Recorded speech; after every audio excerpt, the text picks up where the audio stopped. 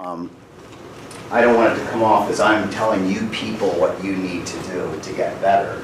We're all, trying to be better. We all want to embrace our brothers and sisters as just that, brothers and sisters. So I have two goals tonight. The first goal is to bring up an awareness of how bad this really is. And the second goal is to kind of give us hope as to how we can combat it. So we would say in our tradition that there's no resurrection without the crucifixion. So I'm going to give you the crucifixion first, and then hopefully we can use that as a springboard to what can we do in order to change this. So I do have statistics up here, and I have all these statistics, but I wasn't going to print them out because I don't want to waste paper. So if you want them, email me, and I'll send you the slides and everything to it. And the statistics that I'm presenting, if they're even off by a factor of 25%, they're still bad. So we might say, oh, is it really that high? Are these statistics really true? Even if they're wrong by 50%, it's still bad. So that's the whole thrust of this point. So first of all, basic statistics that we're going to look at, if I can get this thing operational. Every 39 minutes, a new pornographic video is being produced in the United States. 13% of engine requests are for sexual content, 10% of men will admit being addicted, 55% of married men admit to watching pornography, 33% of all visitors are women, 25% of married women admit to watching pornography at least once a month, and it plays a significant role in over 50% of all divorces. Revenue for porn is $100 billion each year. 13 of that is from the United States alone. Only 10% of pornography users pay for it. They'll use it for free because the advertisers pay in order to be pictured on there. The bottom ones are really disturbing. 100 million child pornography sites are available worldwide. Child pornography generates $3 billion a year. So let's say there's just 100 child pornography sites worldwide. That's still ridiculous. And even if it generates $1 million, it's still too much. So money talks and BS walks. And whenever there's money involved, people are going to have lobbyists, they're going to have representatives, they're going to have those who will protect this. But I just want to put it into perspective how bad this really is. And people have no clue about it. They think it's recreational use, it's not going to hurt anything. If you look at the root of most of the crimes that are committed, whether it's larceny or robbery to rape, much of it started with people who were viewing people in a way as objects instead of subjects, and a lot of this starts with pornography. In my time in prison, as a visitor, the inmates or the residents that I spoke to all had an addiction to pornography. When they came in, that was the first time they were on detox. And you can literally get anything in prison. So some of them could even have access to that stuff once they were in prison. When we look at this, these bottom numbers here, we might think, how can there be that many evil people in the world? And yet we're going to find out that this is much like any drug. No one starts out using drugs and says, I think I'll try heroin today, or I'll try crack cocaine. It's incremental. And it works the same way with painkillers. The pill no longer takes care of the pain like it once did, so you have to keep upping the dose. The same thing is true for pornography. So the individuals who are really into the hardcore stuff, they didn't start with hardcore stuff. They started with stuff that might seem quite innocent, and then it began to progress. So the researchers that I'm looking at, sociologists, psychologists, psychiatrists, even like neurologists who are looking at this, are beginning to treat it more and more like a drug addiction because they see the same parts of the brain are involved for the most part. So this isn't really even a moral issue. Whether you think it's wrong or right or whatever, if it's having this much of an impact, it's bad. So it's not a question, if you even say, well, it's amoral, it's not really, it's free speech, some people use it and they're okay with it, it's bad. And I want to show part of the destructive tendencies that it has. Again, this comes from colleagues of the APA. So this is the Psychological Association coming out and saying whether you like it or not, it has a terrible effect. So Valerie Voon, who's a neuropsychiatrist at Cambridge, is exploring the fact that if it can be treated like any other addiction. In fact, they were talking about hypersexual disorder, which they wanted to add to the list of mental disorders in 2013, and they didn't do it. I guess there wasn't enough support for that. So they're looking at this again and hopefully trying to figure out what exactly is at work here. It says, so far the brains of compulsive pornography users resembled the brains of alcoholics watching beer commercials or alcohol commercials. So they do see a significant connection between the two of those. The psychological concerns vary, and they've done tests to demonstrate this. I thought this was really kind of convincing. If you're talking to a couple in general and they think the whole thing is amoral, psychological concerns was an unreal and distorted view of sexuality. So in pornography, there's often some kind of binding, or there's subservience, there's inequality. Obviously, a person's being treated as an object. And their concern is that is carried over into real life. And I have seen this with couples. I've counseled hundreds of couples, thousands of people. And when mostly women would say, my boyfriend or husband has me do this, it's something that obviously arose from pornography. I mean, you can see it very clearly. So it's taking this thing that is a fantasy and really bringing it into reality within what's supposed to be a loving relationship. Porn-induced sexual dysfunctions, the real sex is simply too much. It's like everything else, immediate gratification. I watch the cartoons that my nephews and nieces watch these days. I can't keep up. It's just a lot at one time, and it's power-packed. And the same thing is true. They're going after more and more pornography, and they can't compete with a brain that is trained to respond to this intensity. So they have all kinds of dysfunctions with regards to that. And then finally, a decreased response to everyday stimuli. And I'm going to talk a little bit about this more, the way the brain actually works and the way the brain begins to defend itself against this constant stimuli. Again, psychologists did studies on porn-free relationships and found they are stronger and have a lower rate of infidelity. And they looked at reasonings behind this. They're questioning people, so they're doing surveys, and these ages from 18 to 24, which a lot of you would fall into, they found that the researchers measured levels of negative communication, relation adjustment, dedication or interpersonal commitment, sexual satisfaction, and infidelity. And they always found that those who used pornography had higher levels of all this negative communication. They weren't able to adjust within the relationship. They had a lower dedication or interpersonal commitment. And again, this is the way the brain is kind of working with that. So this is on a very basic level. We're a very practical society. If it works, I'm going to use it. If it doesn't work, I'm not. And to be able to see the effect that it has in a real way on relationships. Researchers also did a study on watching porn and how it diminishes the commitment. And what they discovered is that watching reminds you of all the potential sexual partners that are out there. So here are all the possibilities that you're missing out on. And so this lowers your dedication to the person you're actually with. Again, they said porn consumption lowered the commitment in both men and women, but had a stronger effect on men. When I'm doing marriage prep with my couples who are getting married, and one of the things I'll talk to them about way ahead of time is the bachelor party or the bachelorette party. And it's not as prevalent as it once was, but sometimes their plan is to take the guy to a strip club as part of his bachelor party.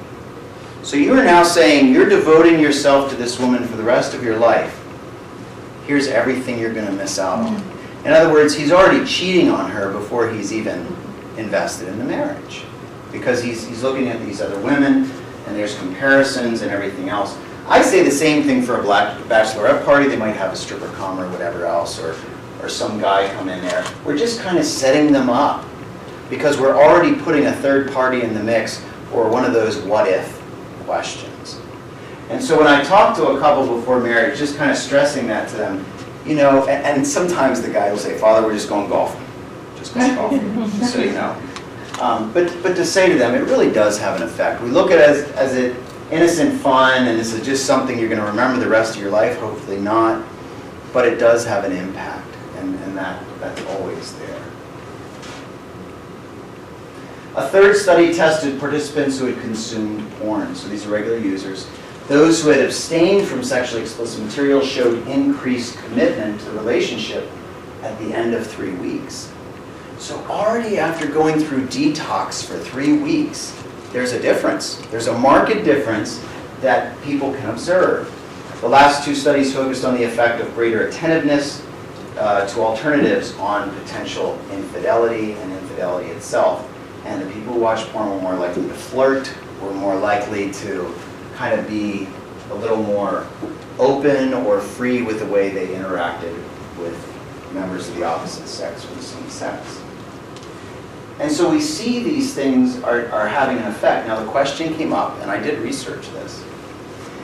They said, what about a couple that watches porn together to kind of enhance their sexual relationship?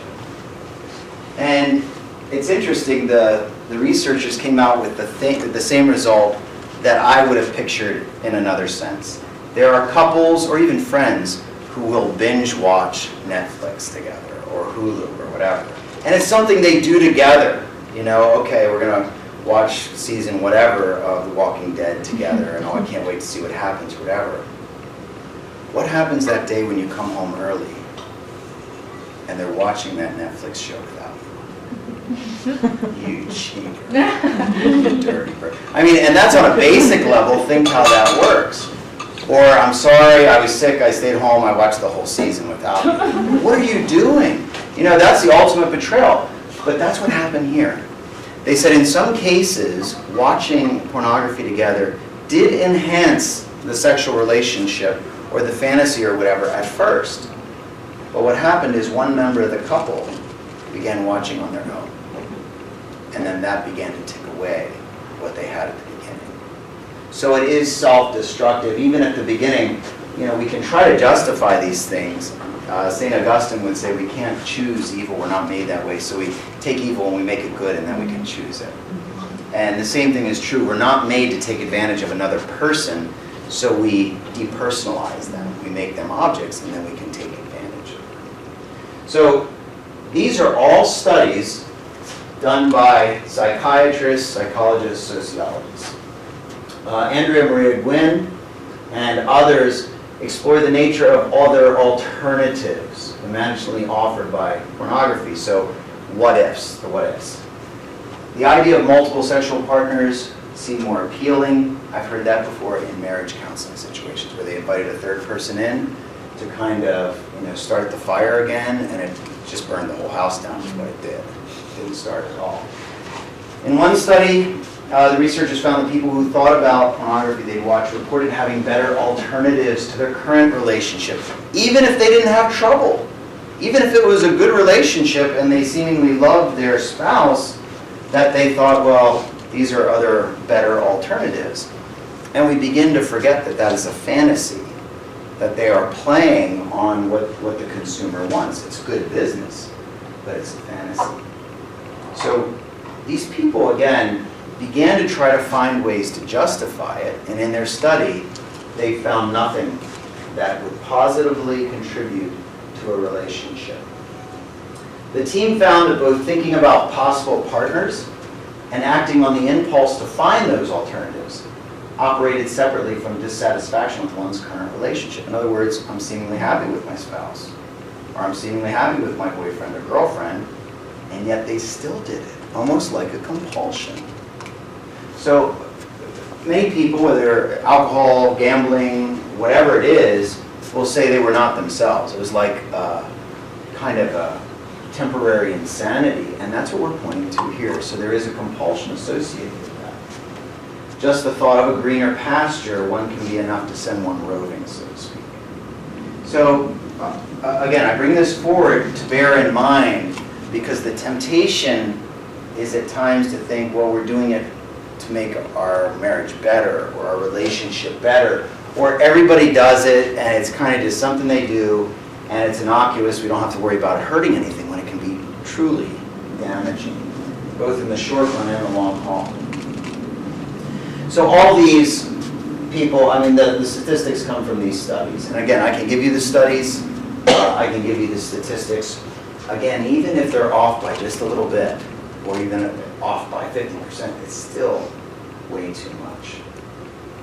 So what is this, and how does this work?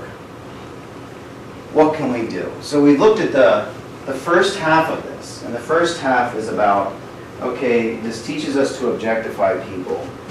If we can objectify people, they have no soul really, they have no heart, they have no desires, they have no wants of their own, they have no history, they have no struggles or joys or anything else. They are here just for me. It is selfish. And we believe in the Christian tradition that God created us in complementarity as an antidote for selfishness. So we can't produce a new life by ourselves. And now these days it's questionable.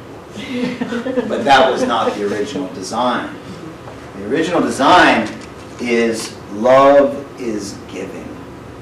So we need to redefine a few things. The first objective, to bring an awareness to how bad this is, not only statistically speaking, not only how much money it's garnering every year, so it's going to be almost impossible to destroy, but also the effect it has on marriages and relationships. Oh, it was here. Now it's in a more kind of Stone Age form, but it was there. And even in my time, I remember, I mean, if I go back 30 years, we had to scrounge around to find a Playboy magazine or something. And then that was like your treasure. You know, you had to share it among the guys club or whatever. These days, everyone walks around with an X-rated cinema in their pocket. Most children will see pornography before they're 11 years old. It's crazy. And what's that doing to their psychosexuality as they develop?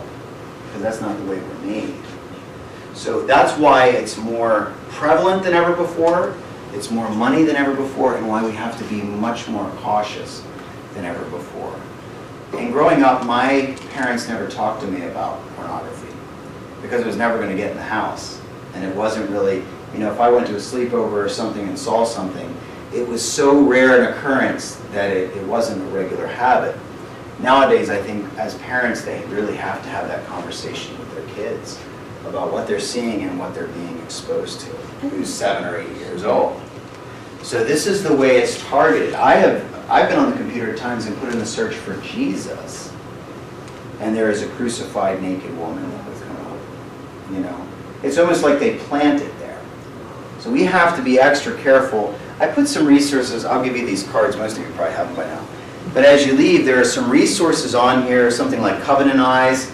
There used to be something that we had called Web Locker, and it was Blocker and Web Blocker as well. And the problem is, though, with some of those blockers, that if you put in something like breast cancer, it would block that. So you're not getting a search on the New York Times article or whatever, but sometimes the cost is worth it. So that's the pornography aspect of it. Now, how do we move forward from this? What do we believe from a Christian anthropology?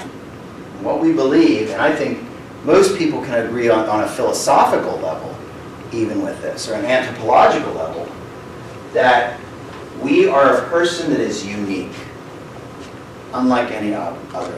If you look around you, look at your neighbor, they are the only one of their kind ever. And you might say, thank God. And you could, thank God. Thank God for you.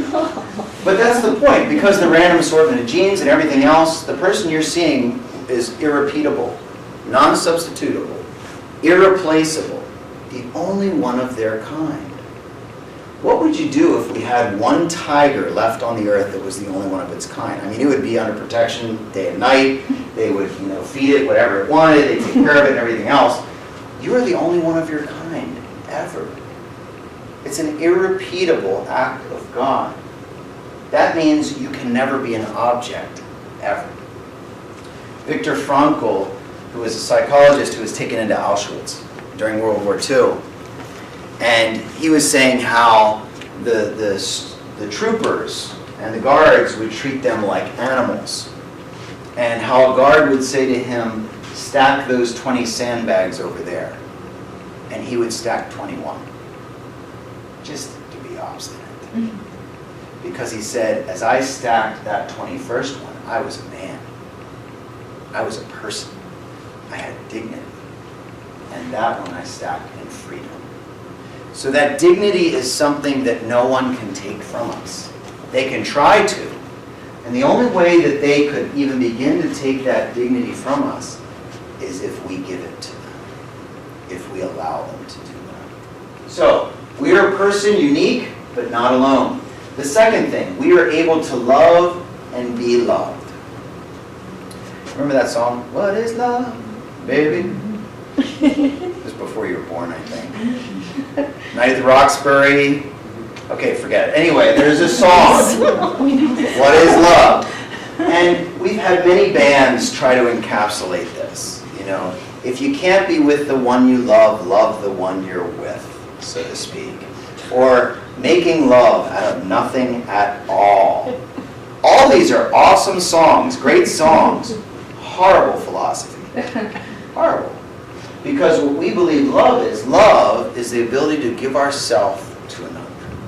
That's what love is. And made in the way we are that we can offer ourselves to another. That's the whole meaning behind our sexuality, that the possibility is there to do that. So we are a person unique, but we're not alone. We're not supposed to be alone. We're supposed to be among others.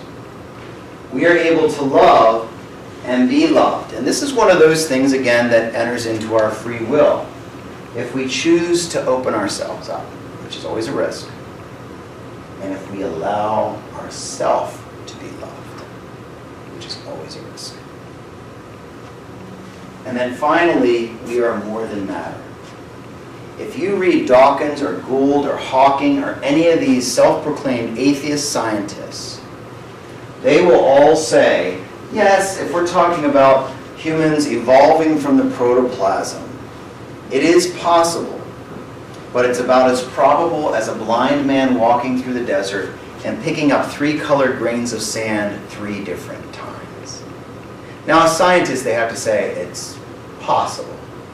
But by their own description, they say, yeah, it's kind of improbable. We don't know exactly how it all happened, because if one base pair was off or something, it wouldn't happen. So, we are more than matter. How do we know this? How many of you love someone? Really, none of you love anyone, all right? You love the sponge, I'm telling your parents. So, if you love someone and you're only matter, then I should be able to cut you open right now and find love.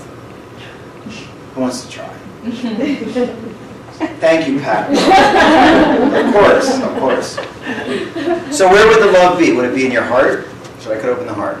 Should I cut open your mind? Would it be in, where is the mind? Is it in the brain? Is it? So we are more than matter. We know this. We know that there's something more, and we can't always put it into words. We know we are unique, irreplaceable, non-substitutable, and no one can understand what I am going through at any moment. But they can kind of understand what it's like. So you may not understand the betrayal that I feel, but you understand betrayal. You may not understand the broken heart that I have, but you understand what a broken heart feels like. And so how do we get past that is by entering into dialogue. We'll touch base on that in just a bit. So Christian anthropology, what is the antidote then to the way our mind is and the way we are? So let's look first of all at evolutionary natural trends. And what this means is we are of the animal world. Whether you like it or not, we are. And so because of that, we have these adaptations or these evolutionary benefits within us. Now we're a little artificial because we're people and we kind of, it's not as natural as it happens with the animals where nature is selected against. But, for instance, when we get to puberty, our bodies are saying breed. That's what they're saying. And that's evolutionary because we need to have fitness, we need to pass on the genes. So we have that urge within us when we get to puberty. That's a natural urge, and thank God we have it, or we might never, multiply. And it's helpful to know that, because people can be very scrupulous about impure thoughts, when in fact, impure thoughts are part of our biology, unless they last for 7 hours. Then that's a perversion, okay? But if you think about it, if a lion is out on the Serengeti and it sees a female lion, its attention is going to go to her reproductive parts, because he wants to make sure that she can have offspring that's going to make his, progress his genes. And the same thing is true with us. Oftentimes when we see a female, we will be looking superficially at how she is, and in the back of our mind, our evolution is saying, can she bear children? Can she have offspring? Just like the lion. And the same is true. The image goes to a guy and it might be like, is he strong? Is he confident? Can he take care of things? These are all natural things we can't control. It's part of it. And not helpful and not loving. So I say that because people will get so scrupulous if they just had an impure thought pass through their mind. That's going to happen. Just to let it come and let it go. So we have these evolutionary natural trends that we are looking to breed, but remember, we are also supernatural enigmas. We have this part of us that's supernatural and we don't know how to explain it, whether Judeo or Buddha or Hindu or whatever, but we know there is a part of us that's much more than a corporeal body. And so when we get these natural evolutionary trends that say breed, when we're in a loving relationship, and that's going to be driving us in a loving relationship, we have to look at the big picture. And it can't just be about this. It has to be about this and this. Because this stuff goes away. Stuff happens. This and this. This is where the love happens. We love a person, not a body.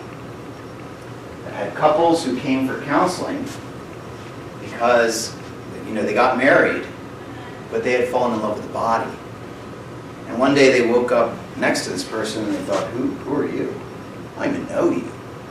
I'm married to you, I've been with you, but I don't remember this person. And so what has happened was, and this is why we do marriage prep, at least in the Catholic Church, a lot of Christian churches are doing it now too, to make sure that this conversation has happened, that we get a little deeper than the superficial. So we want to fall in love with a person. And in order to fall in love with a person, we're going to have to fight against that evolutionary trend a little bit. So how does this work? This is the best picture I could draw. And your brain doesn't really look like that, thank God. And any psychologist or social scientist, or even an anthropologist would probably say, you are way oversimplifying this. And I am. It's obviously more complicated. But this is how it works, more or less. Experience teaches. So when we encounter another person, we encounter through the senses. So the hearing, touch, taste, smell, and sight. How do we know this? Because you might have had that dance at homecoming, and she was wearing that perfume, or he was wearing that cologne, and 20 years later you walk into a boutique and you smell that, and it takes you back. Or that time that you threw up General Tso's chicken. And now you go to the banquet hall after 5 years and there's this chicken and all of a sudden you start getting sick. So what happens is whenever we have an experience, the mind remembers that. Your mind remembers all these experiences. We can't always call them up. Like your birth. Your mind remembers your birth, but it's probably buried it because it was so traumatic. If you think about it, you're inside your mother's belly, you have her heartbeat, you have her food, her oxygen, everything else, all is nice, and then all of a sudden you're thrust into a room with all these doctors, nurses, beeping things, he's trying to smack you so you'll breathe and stuff like this. You know, your dad's passed out on the floor. But we have these, and they do affect us. Psychoanalysis is based on this. And psychoanalysis is helpful to say this is why we are the way we are. It's not always future looking to try to help us to escape from that. But we have these mental pathways, and this is why it's so damaging when you're a 10-year-old kid and you have a sexual experience that you would not have welcomed nor pursued, and that pathway is burned in there. And that's hard to undo. It can be undone. It can be, you can find a bypass, but it's hard. So let's say classic date, all right? And you're getting together with someone that you are interested in.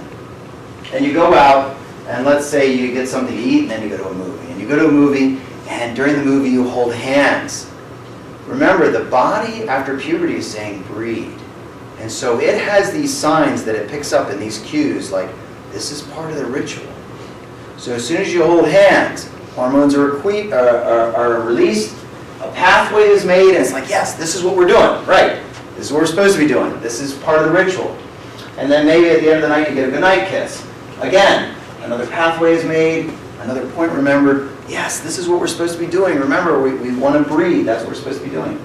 Maybe the second date, you go out, and maybe there's a little more fooling around or whatever. Maybe I'm moving too slow for some of you or too fast for others of you. But the point is, this pathway is made maybe all the way to finally sleeping together. Let's just say it because it's easier just to get to that point. Now, in every future relationship, if they break up, every future relationship is going to try to follow that pattern because it's working with our evolutionary tendencies to breathe. It's doing what the body and our mind is telling us to do, even when we know better sometimes. And so when you have someone say to you, oh my gosh, it's my third relationship, and it's in this, I'm doing the same things I did twice before, or it's like the same guy or the same girl. No, it's the same pattern. We're following the same pattern. And maybe because it's easier to do, or we're comfortable with it, or this is what we're supposed to do. And the danger is, if we're giving into that corporeal thing, if we're giving in to those evolutionary tendencies, then the things that are harder to pursue, like true intimacy, like getting here and here, they're going to be second. Always going to come in second. Many couples, what they agree most on is make-up sex. They can agree on that. They didn't agree on a bunch of other things because they're fighting, but they agreed on that because the body naturally wants to do that. So what are our options to combat this? Because this can lead us into a cycle of objectification. And if we're already rooted in a pornified kind of perception, that's going to be a natural road to take. So what we have to do is change the direction. And this is going to be hard because for everybody else this is okay and this is natural and don't worry about it. Even for, depending on how your parents were about things, saying this is okay, everybody does it, experiment, sow your wild oats, whatever else. I always got uncomfortable, and I'm not just saying about Sex Week here, where it's about exploration and no consequences and no questioning or judgment. But it's always difficult for me because people will say, do whatever you want. You're mature, you can handle it, you're older. And then unfortunately, we're the ones that have to deal with them when they've been dropped, or when they've been betrayed, or when they've been used. And that's what's difficult. So it's really easy to say to them, do whatever you want, have fun, you're in college, or you're free, and nobody should be able to tell you this or that and the other thing. If it wasn't so harmful, I'd say the same thing. If smoking does not cause lung cancer, if it didn't hurt us at all, I'd say, smoke them if you got them. Let's all do it. There's nothing wrong with that. But when we can see, and even social science will say, something's wrong here. We got to stop this. We got to turn it around. And that's hard to do. So how does this work? Well, here's the brain again. And let's say you go out with someone And this person says in the point of conversation, I've decided that I'm going to save myself for marriage. Now, the person responding to this, the brain is saying, run away, run away, run away. Or it's saying, what did they just say? Ask them to clarify. Make sure that's what they said, because I'm pretty sure that's not what they said, but they might have said that. And so you'll get something like, oh, well, really? I mean, what does that mean? And they might say it again, and they might say, well, wow, good for you. I respect that. I disagree with it, but I respect that. Okay, good. So you want to see each other next week? Not really, no. We should hang out sometime, or, well, no. If we want to be friends, or as one guy responded when a girl said that to him, I have enough friends. I don't need any more friends. Yeah.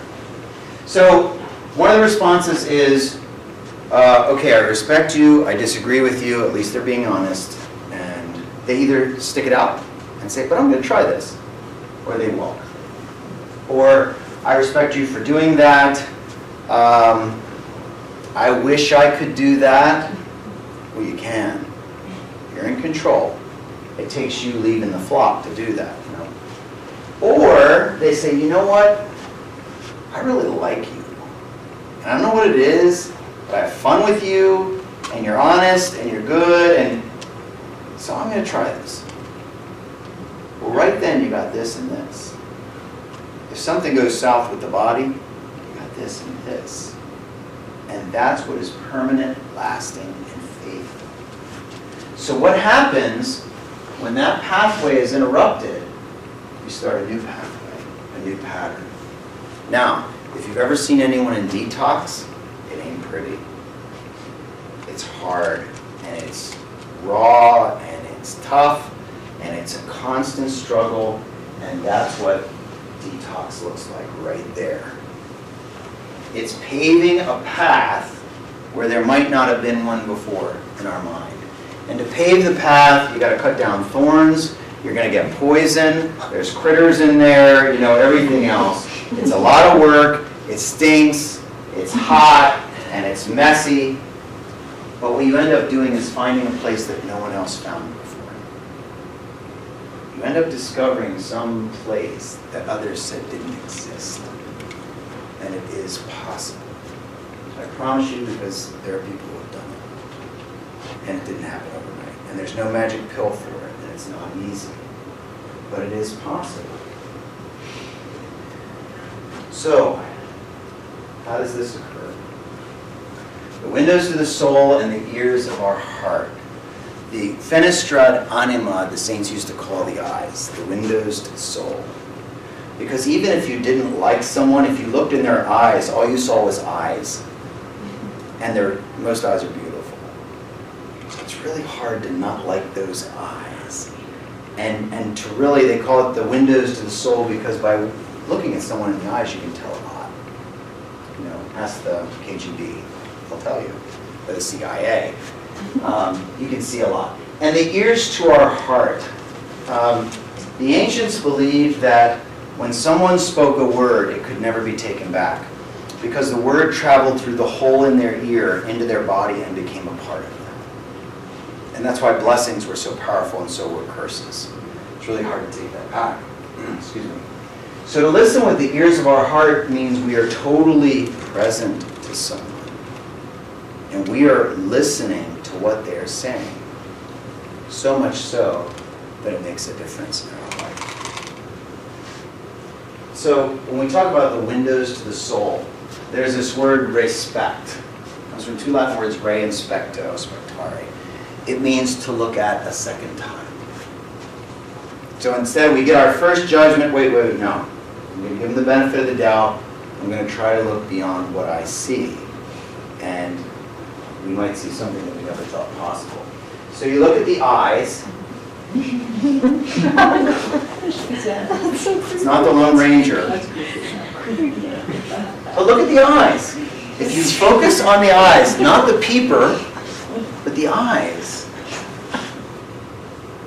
I mean, aside from the fact it looks like a ninja. It's hard to hate the eyes. Now,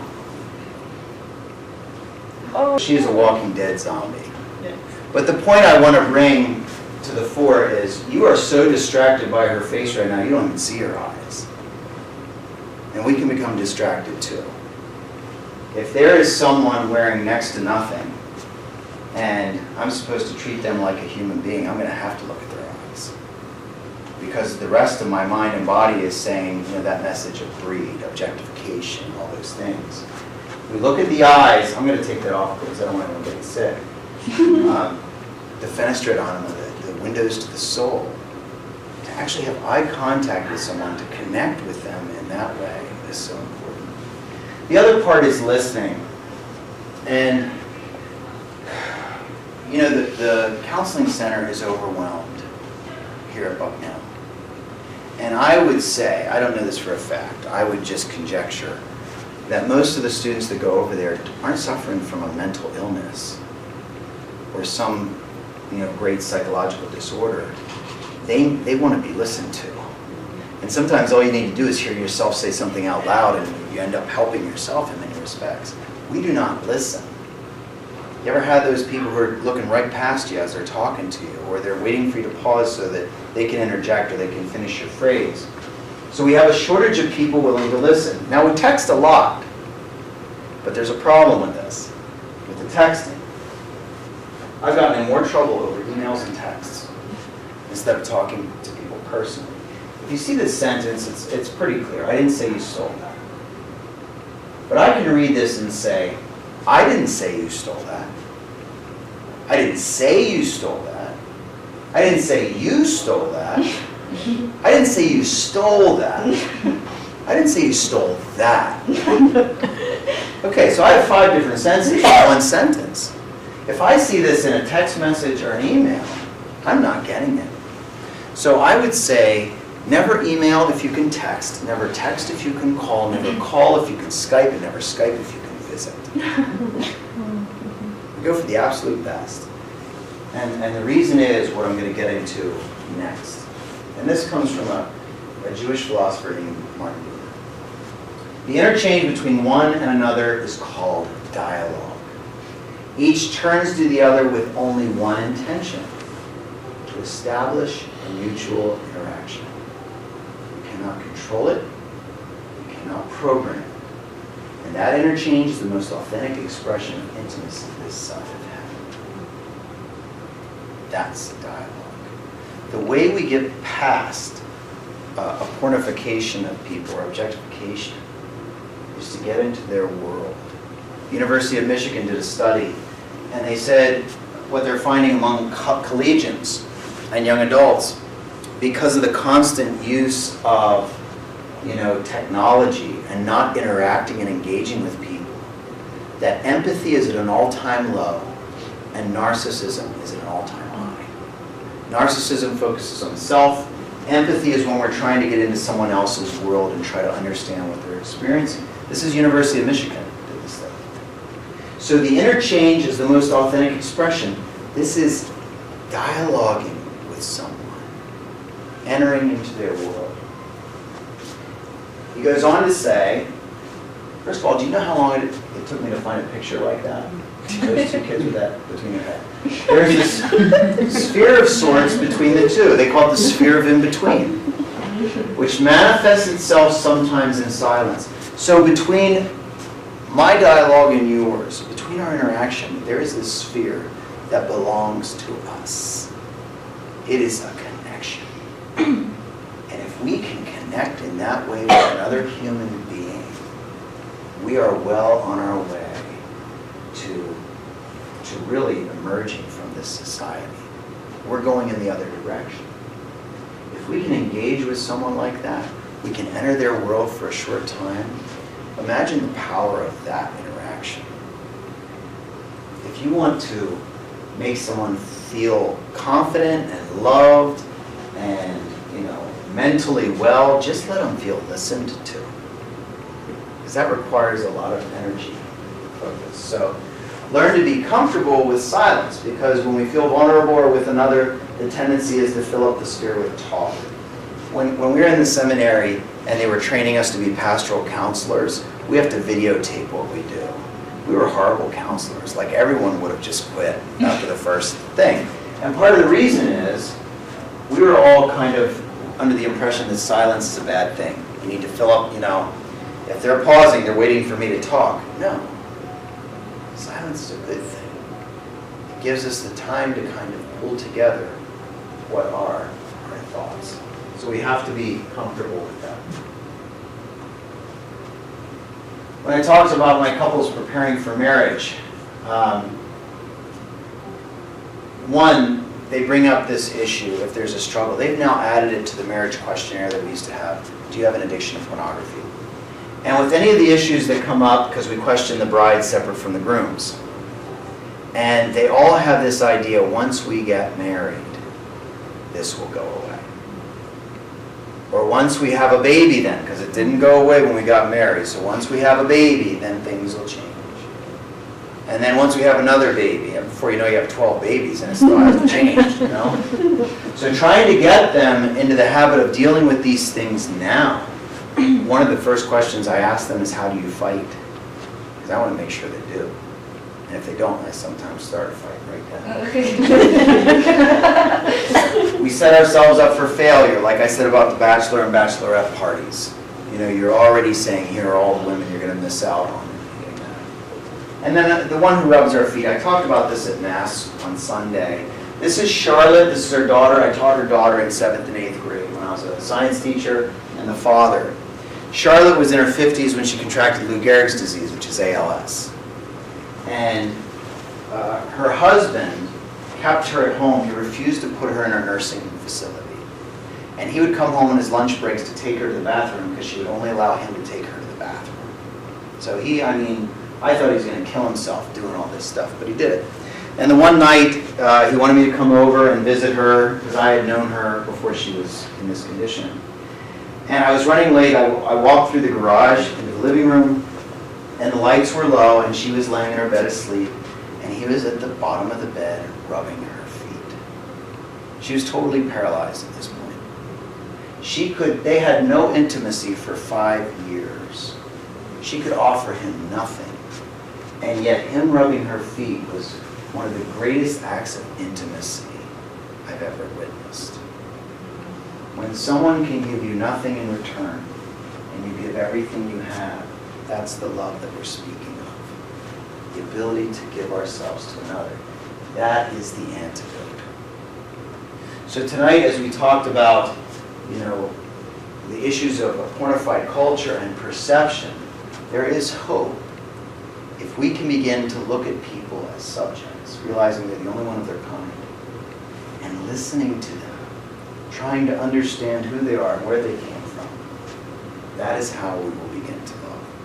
So I want to do an experiment tonight, and it's good that there's a perfect number of people here for this experiment. And I want you to try and experience this dialogue. Now, here's how this works.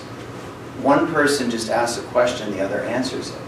And so let's say you see someone studying. Oh, what are you studying? Physics. Oh, do you like physics? Well, it's okay. It's kind of difficult this year, but I'm doing okay. And then you wouldn't say, oh yeah, I had physics last year, and this is what I did. And then, no, you just shut them down. Oh, well, what's difficult about it? Or what other subjects do you have? What do you like? You keep asking questions. And sometimes repeating what they're saying. So you said you had a hard time with physics. Is there another class that you like more than that? And you enter into this dialogue. I'm going to give you a question. So the number one person is on the right. So that number one person is going to be the listener first. And they're going to ask this question, and you just answer it. Take about 3 or 4 minutes, see how you can do that. So here's the question, the first one. What's your favorite personal possession that you own and why? So introduce yourself if you don't know each other, and then just try to listen to them, not the people next to you.